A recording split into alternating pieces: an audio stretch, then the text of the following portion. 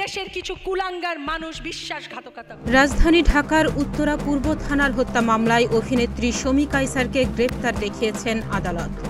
বুধবার সকাল 10:30টার দিকে এ তথ্য জানানো হয়েছে।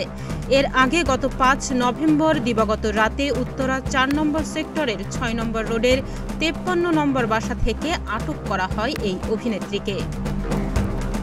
গত 14 October Magura chief judicial magistrate আদালতে বিএনপির প্রতিষ্ঠাতা ও সাবেক রাষ্ট্রপতি জিয়াউর রহমানকে নিয়ে বিভিন্ন সময় কটূক্তি করার অভিযোগে অভিনেত্রী শমী কায়সারের নামে 100 কোটি টাকার মানহানির মামলা হয়। গত 5 আগস্ট ছাত্র বিক্ষোভ ও গণ অভ্যুত্থানের মুখে আওয়ামী লীগ সরকারের পতনের পর 14 আগস্ট দেশের ই-কমার্স প্রতিষ্ঠানগুলোর সংগঠন ই-কমার্স অ্যাসোসিয়েশন অব বাংলাদেশের সভাপতির পদ থেকে পদত্যাগ করেন শমী কায়সার। অভিনেত্রী এবং প্রযোজক শমী কায়সার 90-এর দশকের নামকরা একজন অভিনেত্রী। তাহনিয়া ইয়াসমিন, প্রতিদিনের বাংলাদেশ।